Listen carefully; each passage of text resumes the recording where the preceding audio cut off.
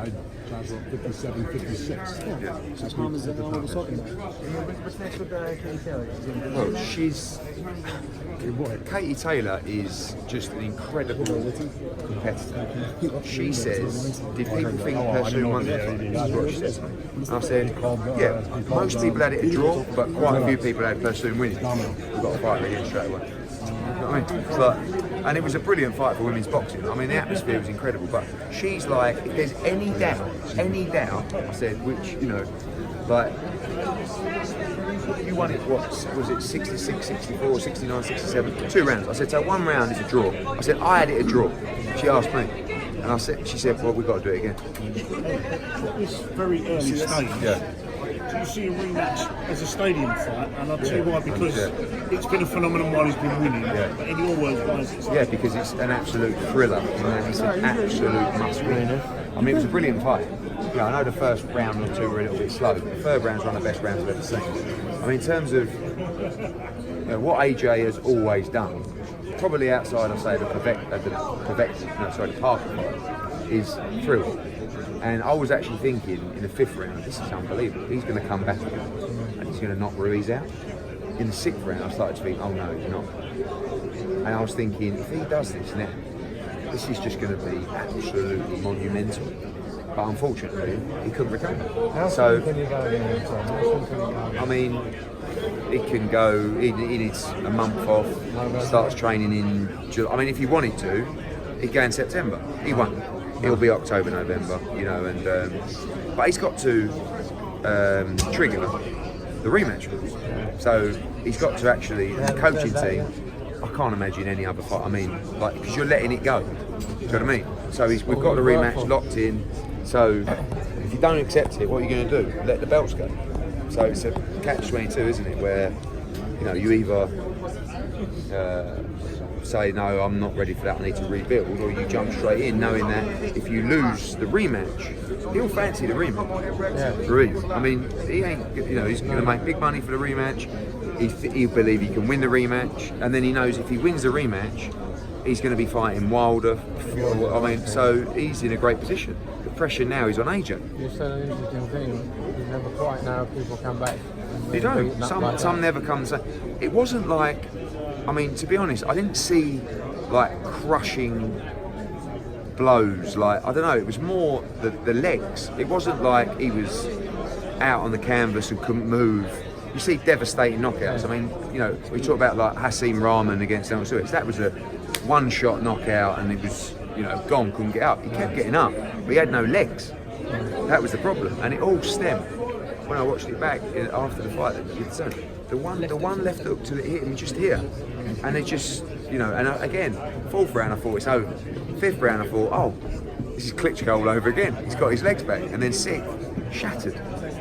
So, I mean, it was just a mad night all round. And like, you know, it would have been easy for him to take Trevor Bryant, Manuel Charr. Would have gone 1 round, but he's got to be. If he is what we think he is, he's got to be beating people like Andy Ruiz, in my opinion. Who, by the way, is a really good fighter, but still, you'd be confident. I mean, look, the odds will tell you.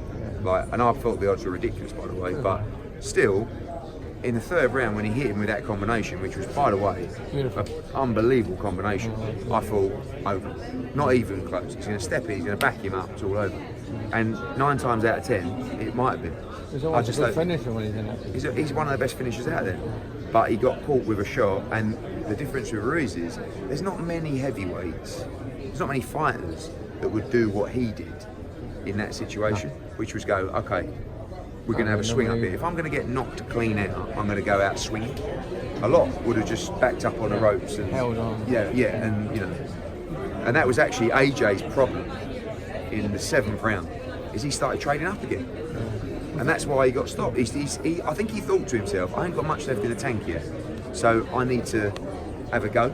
So he stood his ground, started trading up, got caught again, and it was it. In mind, and the confidence Ruiz has shown, it doesn't look like he's going to be bothered by an 80,000 crowd in London. No, but that's what I'm saying about him thinking, yeah, do this again, I'll beat him, and then I'll go on into these, you know, huge fights. So do you think he's been fighting enough? I did think that tonight actually when I sat down, in that it's quite difficult to jump back into the ring after being out for 8 months. I mean, he was supposed to fight in April. This opportunity presented itself. It's easy to say, did go into Miami 5 weeks, but like there's so many things you can look at. But all I can tell you is, at no point this week was anyone. No, I mean it was like he was confident. Backstage, a little quite nervous because again, new changing rooms, and he changed his. I don't know if you noticed, we were late to walk, and he went to walk and he said this protector's not great, so he changed that, and it was just a bit like again. But I mean, I'll tell you that changing a body protector is going to lose him the fight. But it was a new environment. It was. Maybe he should just come back and be in a box. Yeah, I mean, again, it's another thing you can break. Yeah. Different things to do, like I know how hard he trains, and I know what he puts into and what he invests into his training camp and his team. Like his team, he does everything so right, Jeff. It's not like he's missing sessions and he's like going out. He don't do any of that. He's constantly trying to improve. That's why this will absolutely devastate at the moment. And I do think, again, Callum Smith said to me, he seemed like, I think there may be a little bit of relief that the pressure's gone now. Do you know what I mean? And I think he will come back stronger because I think there was so much pressure on him. I think a part of him might say, like I'm the challenger again. Do you know what I mean? Don't get me wrong, he'll be devastated that he's not a champion, but I do think the pressure is always on him. He's just the kid from Watford. Is that because he became such an unexpected phenomenon? Yeah, it's because he can't go anywhere without getting mobbed. He can't live a normal life, and that's still going to be the same. But at least now, he don't carry the burden of the unified world heavyweight champion, this and that. And I think he will go. He loves the sport. He loves to train. He loves to learn. And I think, like the reaction from in the ring, although he was definitely slightly concussed, was almost like didn't quite got beaten by a better fight tonight. Eddie, what do you make about these comments that Joshua could have continued? I mean, I don't think he knew where he was. I mean, it's very easy to say, oh, well, what was he doing? He didn't know where he was. He spat his gum shield out on the floor to try and probably get a little bit more time, or just didn't know where he was.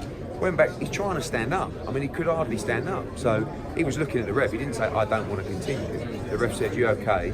And he sort of, I mean, he got up. He said, yes, I'm okay. Yeah, but the fight was done.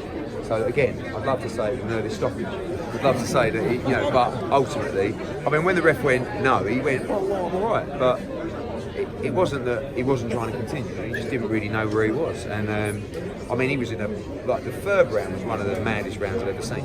I mean, couldn't believe it. And I thought, I mean, 20 more seconds in that round, it's over. Eddie, do you think Anthony was too confident ahead of this match? Sorry? Do you think Anthony was too confident Not ahead really. of this match? Not really. He's never he will speak in the week and he'll say, what do you think about Ruiz? He does this, he does that, and we were speaking to Kevin Barry, Josie Parker's trainer, about Ruiz, and he knew he was a threat. Was he relaxed? Was he too relaxed? No. I'd love to say yes. I don't. He's not an arrogant, confident. He knows there's always risk. He said in an interview this week, he said, there's a risk in every fight. He said, I'm risking fighting Andy Ruiz.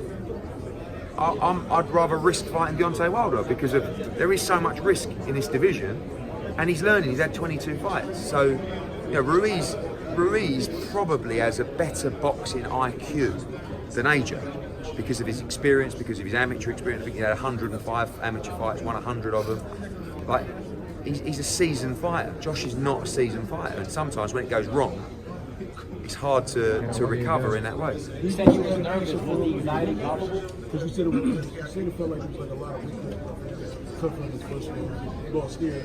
the United States. It was a big fight for him. Coming back in the rematch. First of all, where would the rematch take place? I don't know. Again, there's a lot to discuss. I've got to talk to Anthony first. But for me, you know, we gave Ruiz the shot in the US. We'd do it in the UK. But Do you think again, it's added pressure for him? Thanks, Do you think it would be more pressure for him to come out victorious? if he doesn't win that fight, he's in a terrible position. At least he has the rematch. But, you know, I mean...